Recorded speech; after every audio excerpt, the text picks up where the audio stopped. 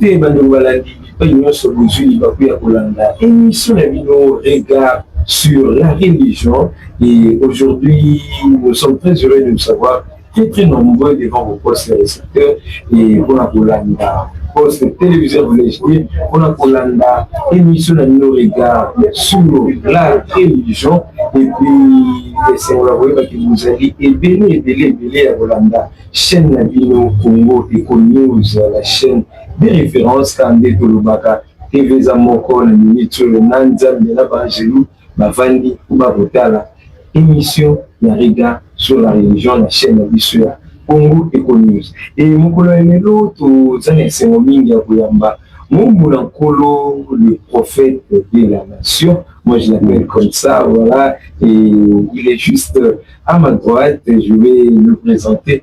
Bonsoir prophète. Bonsoir. Et prophète, et c'est moi, oui, que vous avez vu sur na Katamboka Nsolishasa parce que mes collègues qui que vous avez la Mboka, il y a na Katia province, nous on a cadre Kaga Moussala et Nzambe, et les lots ont vu sur la Katia Kishasa, et c'est moi, oui, que vous avez vu sur le mot, bon ministère. Non, merci beaucoup, Nzamba Pambola Bino. Je pense que Ndengolobi, tout à qui moi absent dans les bandes en Mboka, j'étais à Kolosi, Lubumbashi et puis Zambi. Des bipaï oyo beaucoup plus tozo ko évoluer pe moi mingi côté kuna et ndete ki kozonga Kinshasa ko la tsamana ba recommandation oyo ko la pesa ki biso pour que to bana kosunga libota nanza. Voilà, chers téléspectateurs, nous rappelons que le pasteur Isaac Bola Aza visionnaire, il y a église, ministère Rama Oyo, et Bani partout dans le monde entier. Mais avant tout, dans les vifs, il y a une émission à Bissau, dans le caméra pour recommander l'instant pour le parce que à chaque fois que tu as arraché bénédiction, la bénédiction, ça s'arrache. Voilà. Ça va, nous allons prier. Seigneur, merci pour ce temps que nous voulons passer dans le moment et émission à Bissau. Béni au nom de Jésus. Que la grâce est à la connecter na bande kobayamba biso na kombo na Yesu. Amen. Amen. Voilà. Et la bénédiction, ça s'arrache. Et là, nous venons d'arracher notre bénédiction et dans la bouche de l'homme de Dieu, le prophète de la nation, je l'appelle comme ça, Isaac Bola. Voilà. D'entrée des jeux, prophète, ministère, Lelo, Moulaou. Bon, biso to mumeli na musala ngo ya tata, hein. To bandi ngo depuis bon mois j'ai commencé le ministère, pas le ministère, mais j'ai commencé l'église, d'aller à l'église, parce qu'il y a un âge du ministère et aussi l'âge de la chrétienté. Voilà. Oui, j'ai commencé à partir à l'église quand j'étais encore 9 ans, 10 ans. Comme tous enfants de Dieu. Exactement, parce que mon père, il fut pasteur. Okay. Donc, paix à son âme, il était pasteur à l'église, fait pas comme Nzambe Malamu, mais c'est quand on dit que bongo limitema, là il y a Minkolo na Nzambe Malamu, na Yembi na Choral Malaika, bandeko bayebi yango bazar ya Nzambe Malamu bakoyeba Choral Malaika, c'est là où oyo toyekoli musala ya Nzambe na koyemba na kati ya itonga ya Malaika. L'église fait pas ko Nzambe Malamu, mais tozalaki na district ya ma campagne oyo babengi quartier Joli Park.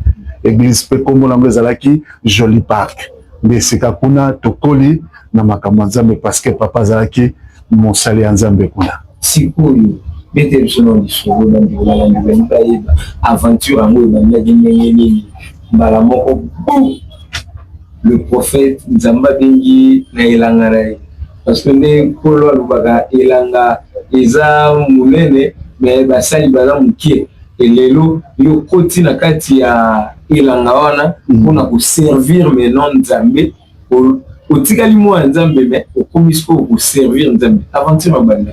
Non, tokoki koloba ngo eza aventure te. Ozomona kosalela Nzambe eza aventure te. Kosalela Nzambe, je m'excuse, c'est toute une vie.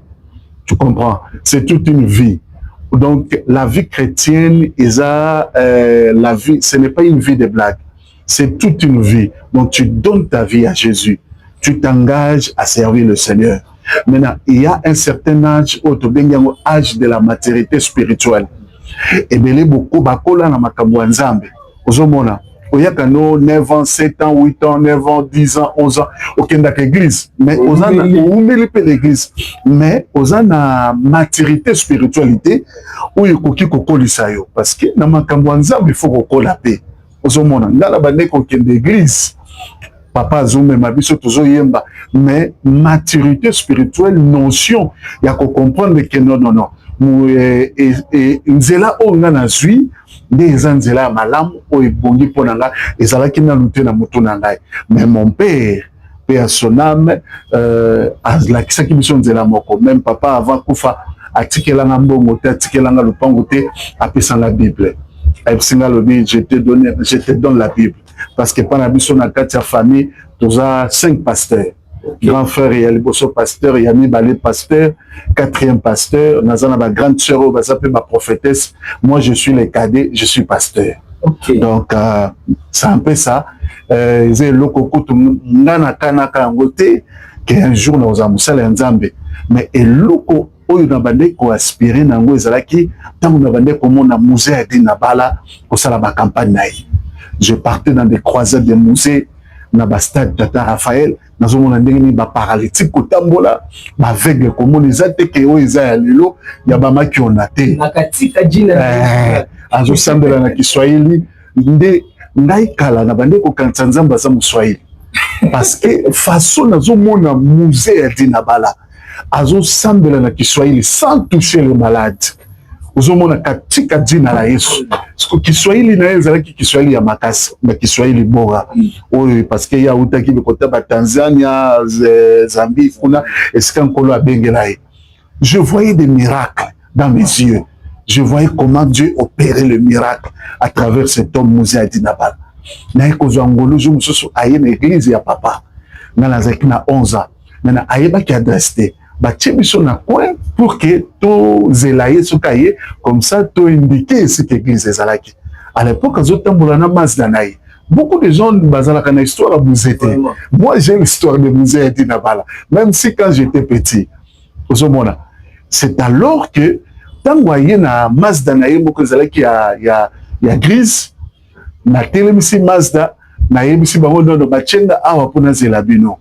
Aïbisi ngalobi kota na sima tofanda na esika moko na zingolo kofanda na musée tofandi na sima atuni ngai kombo nani na yebisi ekombo alobi ha ok to continue église asilisi koteya gloire nyonso azalaki nango asilisi koteya sima kosilisa koteya abengi ngai alobi oyo mwana nani bayebisi mwana musée bongongo alobi yaka achenga loboko alobi ozala lokola ngai nga nayebaki yango te bon nazalaki mwana moke nayebaki makambo wana te tout ça nde naye kozwa ngolu wana après des années yo yebi kaka ndenge jeunesse ezwaka motu ntango nakomi 16 ans 17 ans 18 ans je suis devenu nakomi saper bandal nyonso bayebaki nga nazalaki na ekiri moko babenga na bandal à la guerre de 100 ans nazala bapeti nanga bakufa bachere maboso bakufa tout ça donc nga nazalaki so na lati lamba bato bazolanda nga bazobetelanga bafanfare bazobenganga kombo tchalufu bazoyembela yo donc j'étais populaire et bandal va se souvenir ouais bandal nyonso nga nazotambola na chasser na tie mabele na kati parce que keti na lati eza ya Jean Franco Ferry donc il faut boire comme mabele on y atanase pour griffer bien. Donc, tu as dit que tu démarche, tu as dit bandala. Donc, tu vraiment, quelle belle histoire. Oui. C'est-à-dire que, oh, maman, sœur Marie, nous sommes véreuses mémoire, nous avons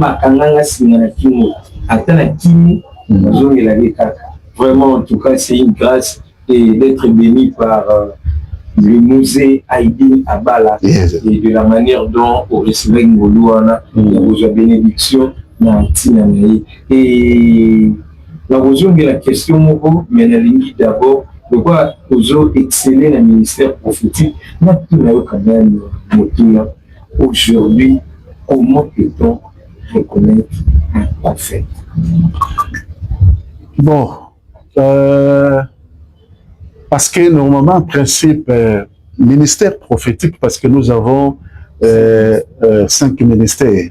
Selon Éphésiens, la Bible dit, étant monté au ciel, il a amené les captifs, il les a fait des dons, comme pasteur, apôtre, prophète, évangéliste, docteur. Ça, c'est les 5 ministères comme dons que Dieu a déposés à l'Église. Maintenant, il y a aussi ce qu'on appelle les dons de l'esprit. Il y a les dons de prophétie, tout ça. La Bible dit dans le livre de Corinthiens, aspirez-vous aux dons de la prophétie. Donc, avoir un don de la prophétie, ce n'est pas être un prophète. Non, non. Beaucoup de gens, parce que moi, j'ai Nabimi Mboka au moins depuis 2008, mais Nabima Mboka, quand il y a un jeune prophète, il m'a commis belé. Non, je vois 9 ou 12. Donc, moi, je me pose des questions. Je dis, tout ça, tu gagnes quoi? Mais tu m'as dit, on a qui na télévision à l'équipe, prophète Botala Baketinaï, ils ont 20, votre compter 20, nous sommes 21. Maintenant, dans tout ça, tu gagnes quoi? Gloire à Nzambeza, wapi. Na makambwana ya message zopesa. Même si tu me dis, oh non, nazana o, obéissez le numéro à compte bancaire, ce qui quoi que ce soit. Mais la gloire de Dieu est où dans ça? Tu comprends un peu ça? Maintenant, il y a le don de la prophétie, il y a aussi le don, le ministère prophétique. Et c'est quoi le ministère? Le ministère prophétique, c'est celui qui est appelé à être prophète. C'est celui qui a le mandat prophétique. C'est lui le prophète. À l'époque, un prophète, on l'appelait un voyant, comme prophète Samuel. Dans Saoul, Azoluka Banes, serviteur Azalaki Pembe Naye, non, je connais quelqu'un dans cette ville. Il est considéré. La première des choses, le prophète doit être considéré. Il est considéré. Tout ce qu'il dit ne manque jamais d'arriver. Un prophète, on reconnaît un vrai prophète lorsqu'il dit les choses et les choses se réalisent. Alobi makambo kokisami. Azoloba makambo lobi ekoko zalaboy ekokisami. Elisa atelemi na ville alobi lobi bokomona lipe kokita makambo kokita. Mukonzi moko basoda zalaki wana lobi ata nzamba fungo loka boy kosalema. Mais esalemi pe lobi nango. C'est ça le prophète. Un prophète ezaka te kotanga bakombo abatu. Un prophète est ça, ozoloba makambo pe kokisami. Il est akangi mbula pe mbula kanami. Ozomona. Donc c'est ça. Le prophète Samuel, il était considéré. Et puis la deuxième chose, tout ce qu'il dit ne manque jamais d'arriver. Ne manque jamais d'arriver. Là c'est la phrase ouana. Je prie mon Dieu à chaque fois le ministère de la Sakanzambe. Nous sommes dans le moto et kokisama la vie à moto. Troisième des choses, allons-y, peut-être il nous montrera le chemin. Un prophète, c'est celui qui montre le chemin. Un prophète, c'est un moto, parce que na koko zala na nzela te. Ozomona makambo ezo compliqué ngai. Prophète azasko oyo azopeso accès na likambo oyo za bloqué na vie na yo. Makambo ezo simba te nyonso eza bloqué. Oza na besoin nzela. Oyo koko fungola yo obima na phase A, okota na phase B. Prophète azawana siko pona ko orienter yo. Tala na likambo za nango na lingi nzamba lobi boye eza boyo sala boye po bima na likambo wana. C'est ça. Prophète aza moto azobimisa moto na kati ya libulu pe ko pese na akoti na kati ya nzela. C'est ça le prophète. Voilà, tonti ana kolanda différence entre le don prophétique et un prophète. Voilà, il ne faut pas faire la différence. J'ai une question, mais je vais revenir là-dessus. Mais nous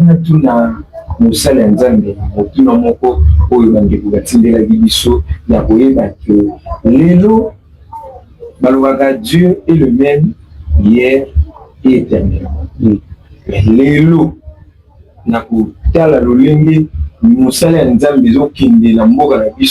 est-ce que l'élo il faut c'est Dieu là est toujours le même hier éternellement ou c'est nous qui ont changé? Bon, La question, Touni, je pense que beaucoup de personnes se posent beaucoup de questions par rapport au niveau évangile les autres qui ne n'ont pas parce que tous en un moment laisse-moi te dire tous en un moment il y a turbulence spirituelle. Je peux dire libertinage spirituel. Mais bon, oui, bien sûr, parce que tous en est avion, tout continue dans le monde dans la zone il y a turbulence.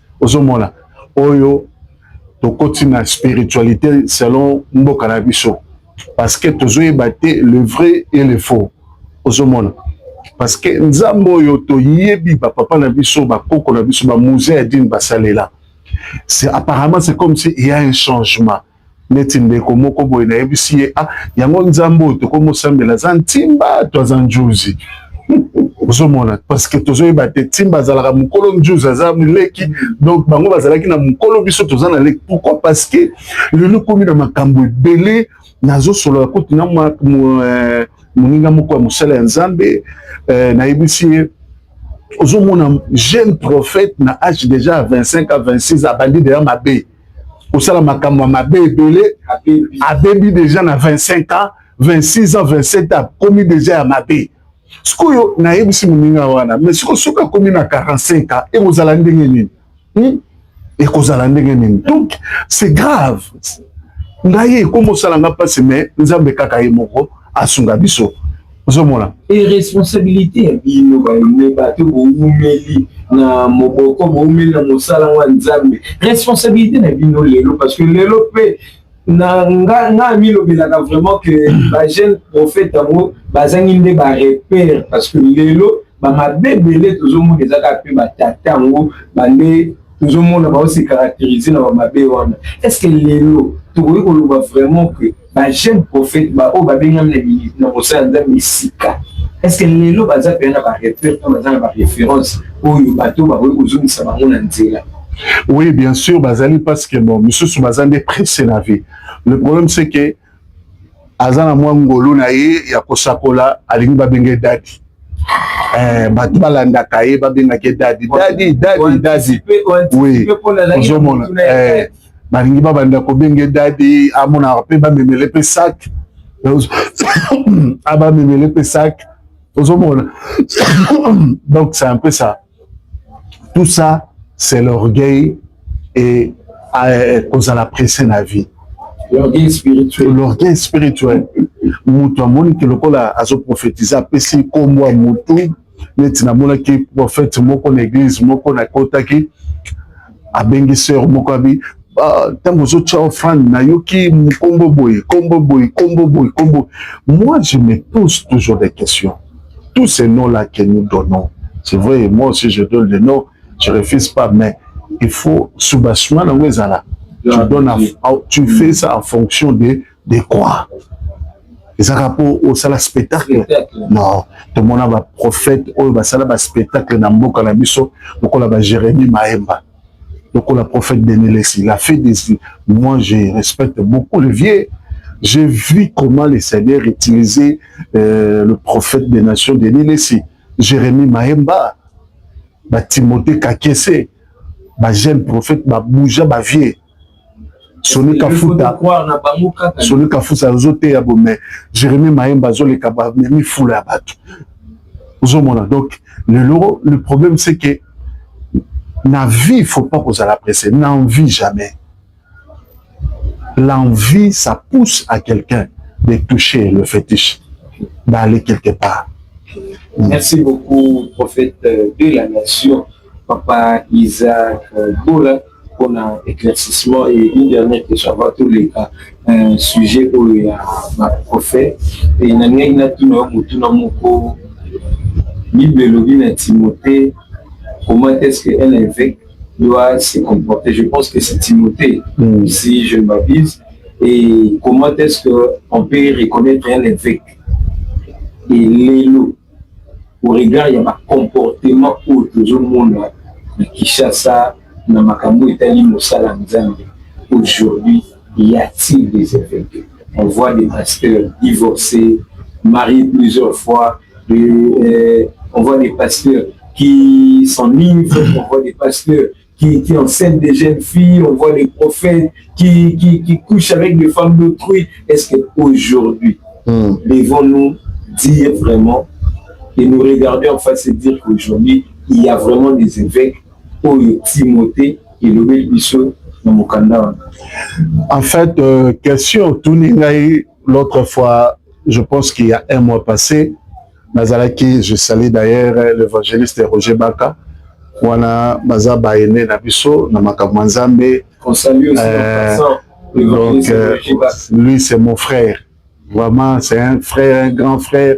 Donc tous allons qui dernièrement wa tout tout ça une émission moko à pesinga ipsinga lobi na limite ça émission mais tout le la sujet moko sujet est-ce que le musicien bakoki pe to bato ba divorcer bakoki pe côté ya Zuma alingaki tosala émission mo c'était nalingi kokota na ba débat wana te nalingi na kota na ba débat wana te. Je pense que wana bomba ngala c'était tout le que mususu na pe na yela o mususu sujet mususu akufi na koseka toseka. En fait bon, moi je juge personne, donc tout dépend de la manière et puis de il y a leadership pour Yazarango azui zomona ayebi nzamba bengi.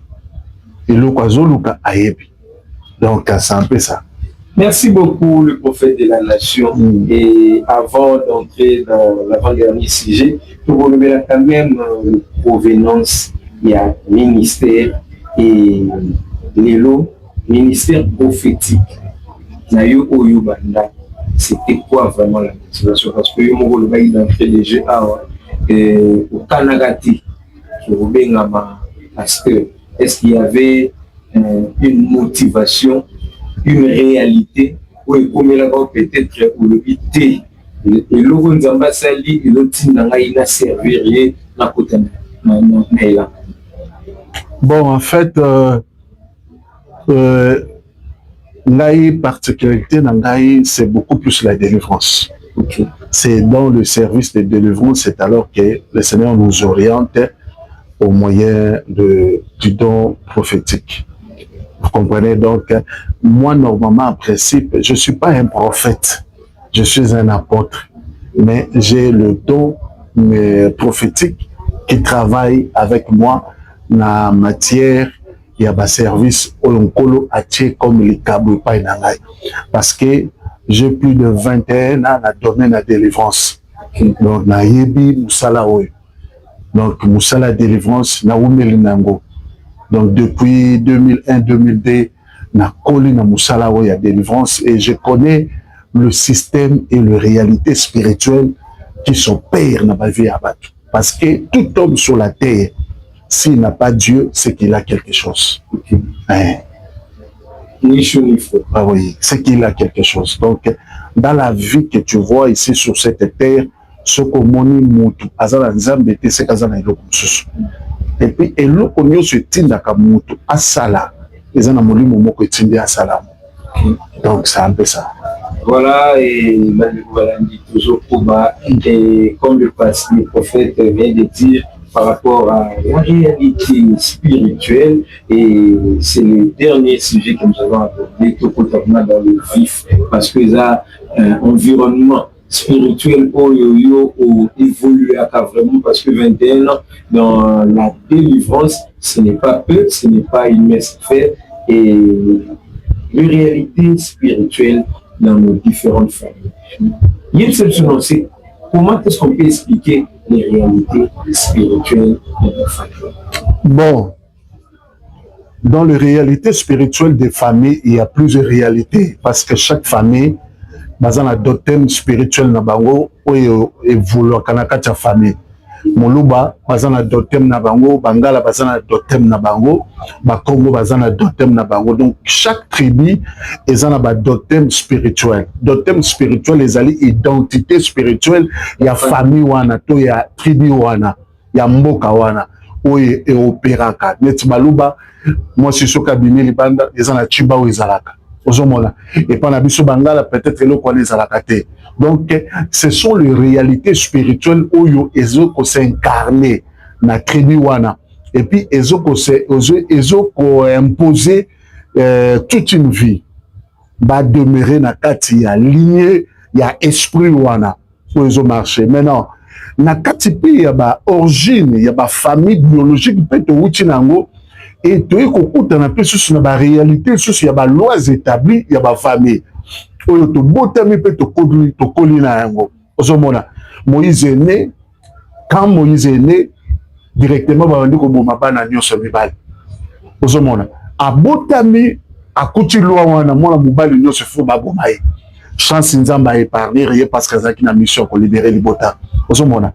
Mais abotami akuti loi moko na kati ya famille misika baza loi wana eza mwana mobala koko vivre te mwana mobala koko zala te ozomona. Donc c'est un peu ça. Dans un camarade nanga moko azaki pasteur en Afrique du Sud na Johannesburg a eu opportunité à kokende États-Unis côté à comme les États-Unis mukola liboso la liba koko misa tu babimeli ba imse yo na famille na yo mutu moko tetra ko ya isika zonga d'ailleurs ko to yo kela o mawati yo en Afrique du Sud oyi ko sala nini grand frère nanga propre oyo tozane azape pasteur azokende Angola bazalaki plus de 50 personnes na kati ya frontière basoda bakangi bango mais kaka ye bazongisi ye. Pourquoi? Parce que il y avait une loi où ils ont la kati ya ba famille où ekoki ko empêcher mutu à atteindre niveau moko ozomona atteindre niveau moko amatana niveau moko ozomona. Donc c'est un peu ça. Donc dans le domaine de la réalité spirituelle et dépendant selon culture spirituelle il y a famille wana ozomona ba réalité oyo il y a origine il y a ba coutume oyo za la kati ya famille wana mais il y a monde ezoluka ko sala misala na kati ya ba vie ya bato. Et comment maintenant, parce que au fait de lever le mot tu ma tête mon tu quand ils ont ba totem et puis ils ont ba loi établie pour qu'on a biso mo ba lubaka boyi alobaka na famille bana nga bakobala te asalaka likelemba moko boye akotaka boye asalaka boye et lelo comment est-ce que même nous qui sommes peut-être victimes il y a beaucoup de ma famille moko boye toute la loi établie la voie de sortie c'est quoi? En fait, avant de commencer, d'abord on a le bela sur ma voie à Kobimela parce qu'il y a plusieurs voies ozomona. Nazana famille moko famille wana vraiment tozala qui proche na bango awa na zone batu bayebi quartier Manela so bayebi yango famille wana tozala qui très proche papa na bango akufa mama azali le pango etikalaki bazana le pango na bango na kati ya le pango wana grand frère na bango liboso il était un grand couturier munene azotonga bilamba leki na epe il n'est pas comme kotonga bilamba. Maintenant, bazalika basi misatu, mibali pe misatu mapota ba. Maintenant, na kati ya famille ya papa na bango, bande kwa papa na bango, baza bango andi bangwaka. Misala molile fandaki. Oyebi basale nene, bazuna no yaya liboso. Babwakele mbasu, après ko bwakele mbasu ma bebisiye, neti moto akomi le boma, ma colonie balé et ça la ressuscité. Mais quelqu'un qui était très intelligent et pas bandeko kene makambo nzambe. Mais atika makambo nzambe akendaki Brazzaville na zongi, dans la zongi Kinshasa, balamoko batindeli mona mosi moko boye mona mosi moko ya a troublé parce que au monde ce qui monde spirituel est lié à câblé yo. Ba memelo distraction moko boye. Na kata distraction juste pour na ko joyeuse pour bien. Ozomona. Oyebi ke mukolo na mona yaya na bango maya miso etangi ngai basaleli ndako ya manzanza parce que asokomi kopesa solo alala susu na ndako te azolala na ndako ya manzanza me mutu abandaki kotonga grand couturier bato bayebi na quartier wana na kotanga kombo te babebisi ye oyo mususu azalaki neti kotia tête en tête ne kotia mwanini na kati ya famille likambo koko ya aobimisa mbongo azali na Afrique du Sud ye pe basali nini babomi ye abimi kaka boye aye na maison na ye kotonga après avoir kotonga kaka bo abinya bimsa machine atonga bo ayoki kaka loko moko batubi passe ayemsi mwana na benga mama azokita kaka buta koi mala moko okufa nyonso ngwana ake mobesu jeune garçon azana espoir azana vie tala misala molili ezobundisa famille oyo ebebisi ba vie ya batu pona lupango ba vie ya batu ebebi. Maintenant, dans tout ça, la nuance, la première chose, tu dois avoir la révélation.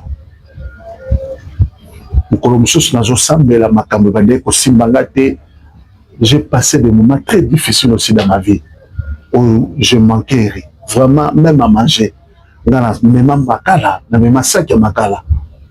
L'évangéliste Roger Bakayebi, nakenda ko escroquer papa moko téléphone papa na pesa na ko téléphone na tekele nakenda na teka téléphone na liambongo sikoyo papa on a tellement ayeba ki ke Roger Baka évangéliste Roger Baka ayebi ngai atilia ya holuka ngai bakanga ngai évangéliste ayi akuta ngai na ndako na batamaka abimisi nga pe ko bimisa ayimisi nga lobi na omemo na police te yebisa nga kaka oyo za nekola ngai wana nazaki na mutu na osambela te. C'est aussi des témoignages. Ozomona. Après, papa na ngai kokota hôpital, kokota hôpital na komo mema makala. Na komo porteur ya makala na Grand Malik. Na bande ko salonga partir à 21h 22h. Molile côté pourquoi parce que bande ko na ngai propre na ndako e komaki lichelilie te. Ozomona. Donc le tchelili était pour bapé sanga biloko fo na sokola basani de bapé singa est-ce que seul moyen na ngai komaki na bimana mema on a mbongo je mususu kaka na bandala nazo kendo tala papa na hôpital à Kanko police kazalaki interné. Moi je voyais que peut-être pour vie est compliquée miso zoka en réalité ce n'était pas la vie. Si manango ezalaki na ba esprit moko milimo moko oyo bande ko dominer ngai parce que dans une révélation te ya koyeba qu'est-ce qui se passe dans ma vie, d'où viennent ces malheurs, d'où viennent ces problèmes, d'où viennent ces difficultés. Nazo yana awa église à chapelle de vainqueur avec des limités ça na bandala juste que j'espère que ça en face na biso kaka église à chapelle zalaki na komi awa esprit yemsinga ikota kutana na pasteur ou azalaki na chapelle de vainqueur a au Nigeria moko au Gabon oya Nigeria moyena lo ba anglais ate ba pesi na gabonais na moninga lobi oza musala nzamba bandi ko sakola pona nga fuka misinga assemblée pona nga misimbo na pesinga bisinga yaka lobi na zwa mbongo boy na continue le restaurant pona lia pona salaka 3 jours na oliate na kenda ko lobi pesusu na ye chaque jour na yaka assemblée pona nga c'est alors que Nzamba eko salanga ngo nalali na butu na mon éclairage lumière ekoti Nzamba bimenga le Seigneur a commencé à m'appeler me parler voilà ça Nzamba bisinga va retraite. Donc la force de la délivrance c'est la révélation. C'est pour cela je dis toujours aux gens au balanda biso il faut tango ozo benga busala Nzamba force ya nini na yo oyo kokangola yo eza délivrance et puis na motema no soko fungoli c'est tout. Merci beaucoup. Des réalités qui peuvent faire pleurer. Comme on dit, il n'y a pas de zéro sans histoire. Tous les champions que nous voyons aujourd'hui, Bazapé n'a pas histoire d'amour et nous venons là d'écouter l'histoire du prophète lui-même qui peut vous faire pleurer pour vous dire que nous devons chercher la révélation et alors pendant que cette révélation-là est là, il y a une délivrance totale de la vie de avec la foi en ces dieux-là. Je pense que tu as un témoignage, il faut écouter. Oui, j'allais oui, témoignage Oyo Ndeko, sœur Oyo, Nalingi vraiment, je pense que malanda témoignage wana pour permettre bango de comprendre voilà, comme le prophète vient de l'annoncer, nous aurons un témoignage et Toyoka Nini ils ont les cas par rapport à la réalité spirituelle pour toujours tout dans la famille, la vie et l'élo. Ils ont occasion à témoin à travers ces témoignages et déjà nous allons la voir d'un moment à l'autre et pour édifier encore une fois le peuple de Dieu à travers ces témoignages. Mesdames, Messieurs, comme je l'ai annoncé tantôt, pour rejoindre témoignages pour édifier le peuple de Dieu, pour comprendre suffisamment sur les réalités spirituelles dans les familles. Et nous allons pour moi, c'est Azawa, nous allons taire son nom. Et maman, Mbotenayo. Mote papa. Et vous voyez sa mission, Nzambe prophète à Salima. Nzambe prophète à Kangoli libota na ngai, tozalaki vraiment na makambo ebele. Tobotami na libota ya 5 filles. Ma parents la biso après moment moko sima mususu ayaki kokufa papa kufaki mama kufaki. Batiki biso na kati ya lopango ya famille.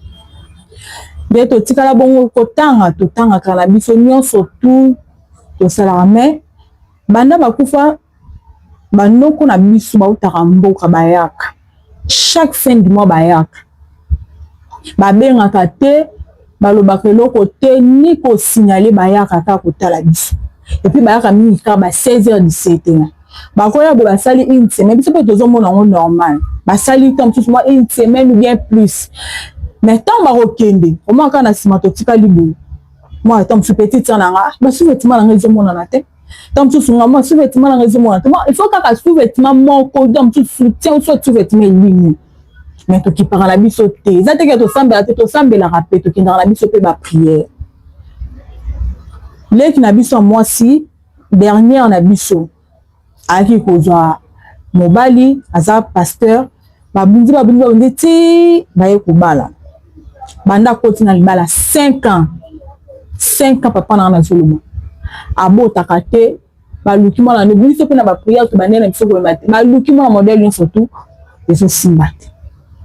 Mobali na ye vu kaza pasteur alandaka prophète Isaac Bola alandaka ye na TikTok na ba internet alandaka ye azolandela pe ba prière sala ke aye kozwa contact na pasteur.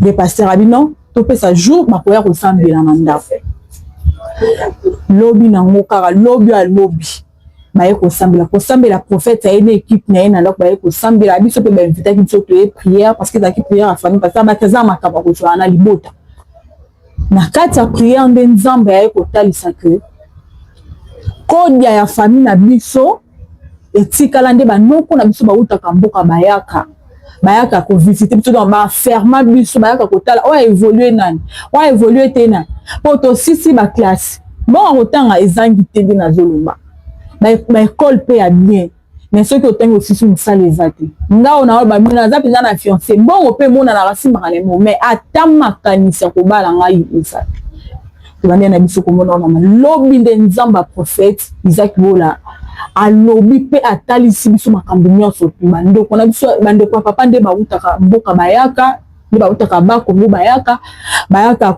ko se donc kodi wana batia oye bloka ba vie na biso oye bloka mabota leki na ngabala pendant 5 ans nde Nzambe lobi adelifo pe alakisi biso makambo ebelo ebomba makina libota a eza télévision to koloba nyonso tout te eza na kati but mais Nzambe oyo ya prophète Isaac Bola azana bomo akangoli pe to ebi ete lobi kuna to kwa ko tatola misala pe leki na ngato kwa na mona ko simba mona Nzambe ya prophète Isaac Bola yango wana témoignage na salaki na ngako.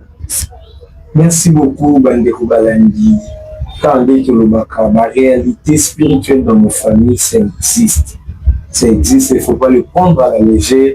On ne vit qu'une seule fois. Il faut croire au Seigneur et chercher la révélation et trouver les hommes de Dieu pour la délivrance totale de ma famille à Bissou. Et nous allons rentrer du côté de la régie pour souffler un petit peu et puis nous et sous qu'on a beaucoup maintenant émission avec le prophète Isaac. De retour sur ce plateau après avoir soufflé l'outil on a pour un témoignage à notre sœur et comme je vous ai dit les réalités spirituelles existent. Croyez en Dieu, cherchez la révélation, cherchez l'homme de Dieu, le prophète Isaac Bola pour votre délivrance totale. et prophète Tokomi déjà na Souka et message après ces témoignages. Merci beaucoup. Je pense que Bandeko Bolandi Bisso très bien n'engé to bandaki émission na biso n'engé te expliquer ma réalité spirituelle et puis na makambo nyonso ezoleka na kati ya mboka na biso na vie na biso. Bolandi témoignage ya sœur na biso comment lobi tozalaki na famille na ye ndenge nzamba kende ko kangola libota o ekangamaki na kati ya kintu ya famille oyo nzamba ke ko libérer pe ko fungola bango na nzela ya prière. Le prophète est ici. Aza awa na Kinshasa. Adresse nangai ezali, numéro nanga pe ezali, toza na Brikin, église ezawana. Chaque 12 heures, toza na service midi losambo, midi délivrance. Oyo tosambelaka tolekisaka batu na ba délivrance. Bino nyonso boza na Kinshasa, benga prophète na numéro plus 243 99 90 65 966. Bandeko nyonso bozolanda biso na poto problème ozanango benga prophète plus 243 99 90 65 966. Boko Yambangai, ozana besoin d'orientation, ozana besoin de consultation, besoin de prière. Le prophète est là pour vous recevoir. Que mon Dieu vous bénisse abondamment.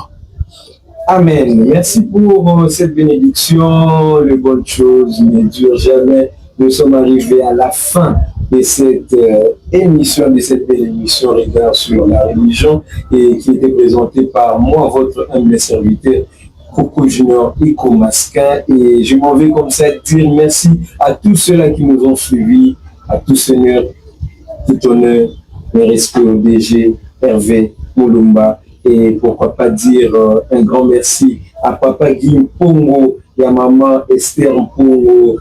Plusieurs années, et Maman Esther Moulunda, Grace Mimi, Chacha, Gisèle, Jires Matouba.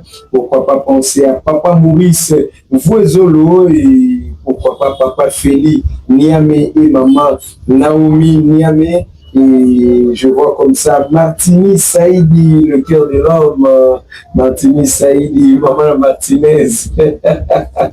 Aïe, le cœur de l'homme, Martini Saïdi.